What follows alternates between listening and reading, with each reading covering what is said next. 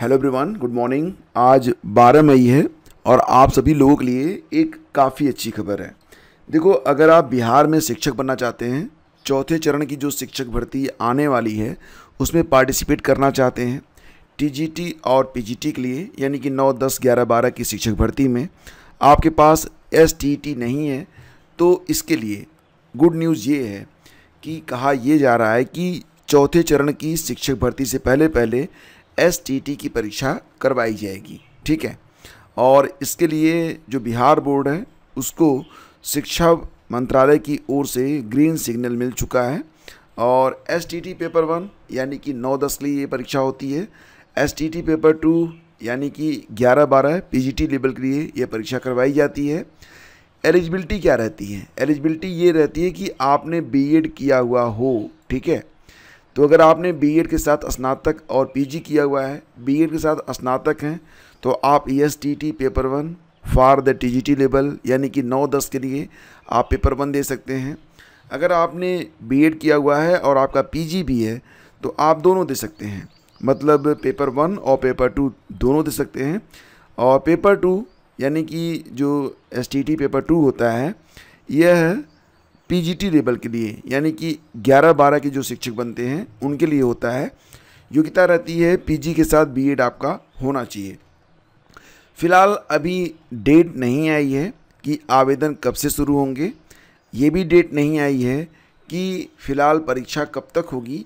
लेकिन यहाँ पर निर्देश ये दिया गया है कि जो सक्षमता परीक्षा चल रही है शिक्षकों की, तो इस परीक्षा के तीसरे चरण के पूरे होने के बाद, ठीक है, तो जो नियोजित जो शिक्षक हैं उनके तीसरे चरण की सक्षमता परीक्षा के बाद एसटीटी होने के आसार हैं। अब एक बात तो तय है कि प्रक्रिया जल्दी ही पूरी होगी। कारण क्या है? कारण ये है कि बिहार में चौथे चरण की जो शिक्षक भर्ती है वो आने वाली है और कहा यह जा रहा है कि चौथे चरण की शिक्षक भर्ती के विज्ञापन से पहले एसटीटी का रिजल्ट आना चाहिए, यानी कि विज्ञापन भी ताबड़तोड़ आएंगे और परीक्षा की तिथि भी ताबड़तोड़ तरीके से घोषित की जाएगी, परीक्षा भी जल्दी ली जाएगी और फिर परिणाम भी जारी होंगे। तो आपके पास ऐसा नहीं है कि बहुत समय बचेगा। मुझे लगता है कि अगले 3, 4, 5 महीने में ये प्रक्रिया पूरी तरह से कंप्लीट कर ली जाएगी। वैसे बिहार सरकार का जो रिकॉर्ड रहा है परीक्षाओं को लेकर, परिणाम जारी करने को लेकर, नियुक्ति देने को लेकर, उस लिहाज से 4-5 महीने पर्याप्त हैं। आपको क्या लगता है? लेकिन अब यहाँ पर जितने भी एस्पिरेंट यहाँ पर पार्टिसिपेट करेंगे, ध्यान रखिएगा उनका बीएड होना मस्ट है। अगर आपने बीएड किया हुआ है तो फिर आप तय कीजिए कि आप पेपर 1 देंगे या फिर पेपर 2 देंगे अपनी शैक्षिक योग्यता के मुताबिक। जो पीजी हैं वो दोनों के लिए एलिजिबल रहेंगे। किस किस विषय में एसटीटी पेपर 1 दे सकते हैं, तो आप यहाँ पर पूरी लिस्ट लगी देख सकते हैं। हिंदी, उर्दू, बांग्ला, मैथिली, संस्कृत, अंग्रेजी, भोजपुरी, गणित, भौतिक विज्ञान, रसायन विज्ञान, जीव विज्ञान, इतिहास, भूगोल, अर्थशास्त्र, वाणिज्य, राजनीति विज्ञान, शारीरिक शिक्षा, संगीत, नृत्य, ललित कला और विशेष शिक्षा में आप एसटीटी पेपर 1 दे सकते हैं फॉर द टीजीटी एग्ज़ाम।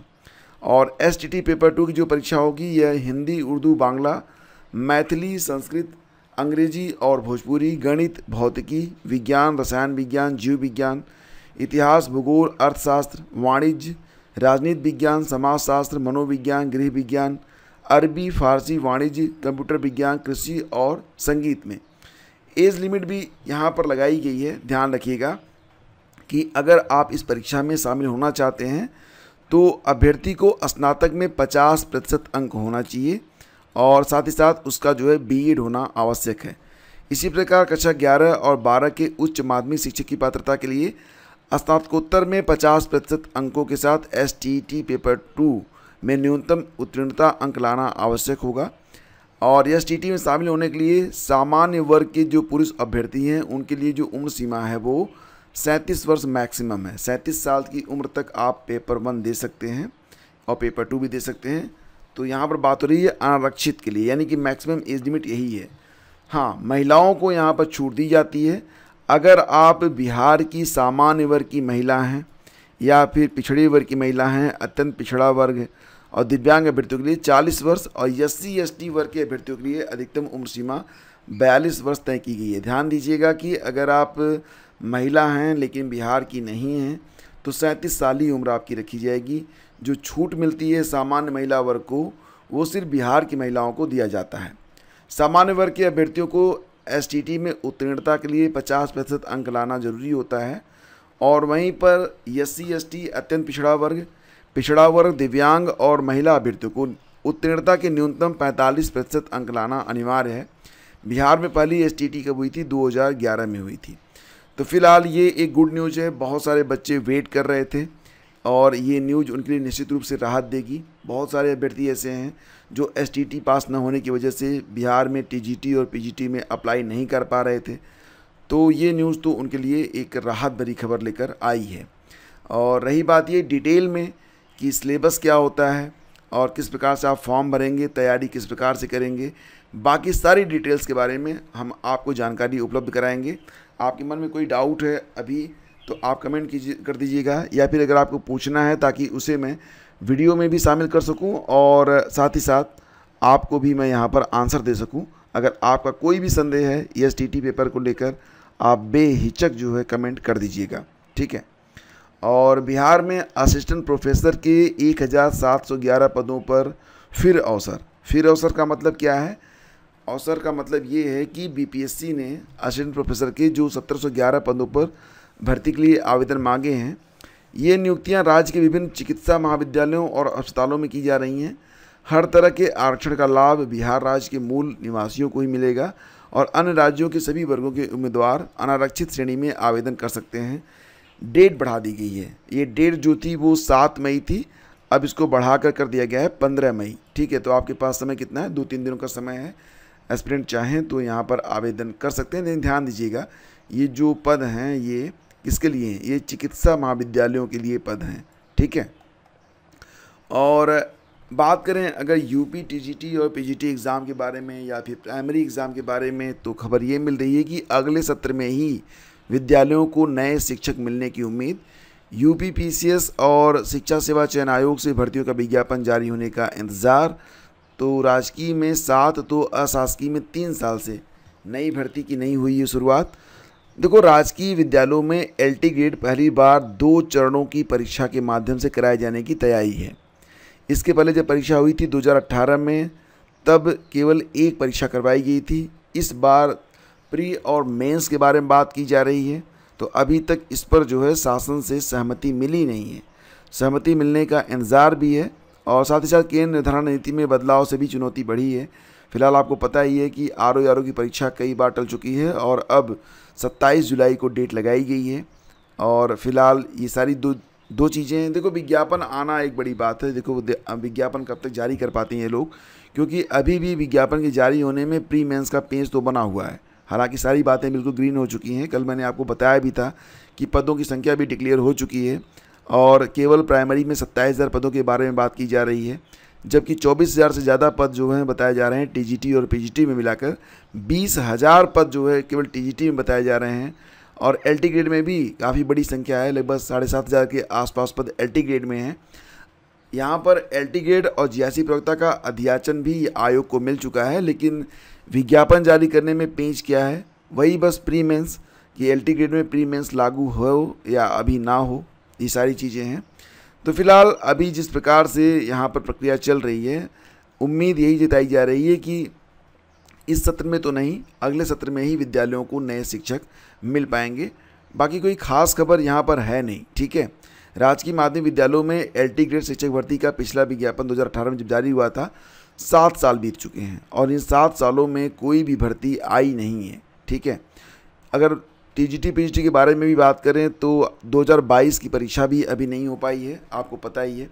तो सारी बातों का निष्कर्ष ये है कि अभी प्रेजेंट टाइम में जो भी वैकेंसीज हैं, अगर आप यूपी में जॉब करना चाहते हैं तो फोकस ऑन दैट, उसी पर आप फोकस करें। इसके अलावा कोई विकल्प आपके पास नहीं है।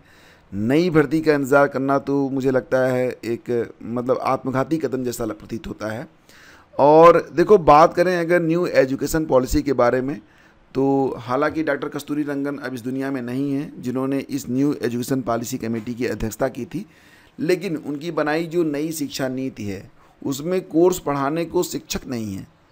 तो खबर जो है पटना से आ रही है कि राज्य के विश्वविद्यालयों में नई शिक्षा नीति के तहत कोर्स जो है फ्रेम तो कर दिया गया है, लेकिन इसे पढ़ाने के लिए शिक्षक नहीं है।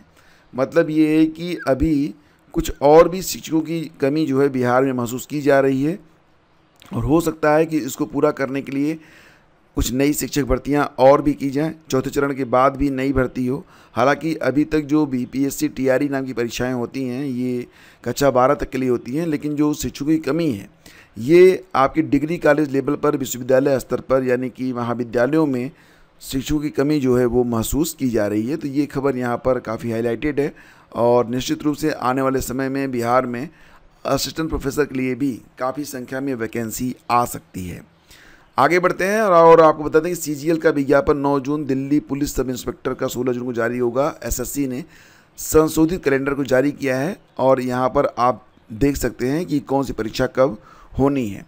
जैसे कि अगर हम बात करें यहाँ पर GSA LDC grade limited departmental competitive examination 2024, तो ये परीक्षा तिथि 8 जून को तय की गई है। इसके अलावा सबसे ज़्यादा प्रतीक्षित क्या रहता है, कंबाइंड हिंदी ट्रांसलेटर भर्ती परीक्षा, या 5 से 26 जून के बीच में आवेदन होंगे, और 12 अगस्त को परीक्षा होगी। सीजीएल के बारे में बात कर लेते हैं, क्योंकि सीजीएल जैसे कि काफ़ी जो है हाईलाइट रहता है। तो सीजीएल के लिए जो आवेदन होंगे ये 9 जून से लेकर 4 जुलाई तक होंगे, और 13 से 20 अगस्त में इसकी परीक्षा भी करवाई जाएगी। 13 अगस्त से लेकर 20 अगस्त के बीच में इसकी परीक्षा करवाई जाएगी। बाकी आप देख सकते हैं यहाँ पर SSC Delhi police sub inspector की परीक्षा 1 से 6 सितंबर के बीच में होगी। आवेदन जो है ये जून के महीने में 16 जून से स्टार्ट होंगे, चलेंगे 7 जुलाई तक। बाकी कैलेंडर आप देख लीजिएगा, ये कैलेंडर आपको studyvithgyanprakash.com पर भी मिल जाएगा, और साथ ही साथ आपका जो टेलीग्राम चैनल है वहाँ पर भी ये कैलेंडर उपलब्ध करवा दिया गया है। तो फ्रेंड्स ये थी आज की हाइलाइट्स। मुझे उम्मीद है कि ये सेशन आपको पसंद आया होगा, और इसे लाइक और शेयर प्लीज़ आप लोग कर दिया करें। कम से कम व्हाट्सएप पर अपना स्टेटस ही डाल दिया करें, और या फिर जिस भी एजुकेशनल ग्रुप से आप जुड़े हुए हैं उस ग्रुप में इसे शेयर ज़रूर किया करें। Thank you, have a great day, जय हिंद।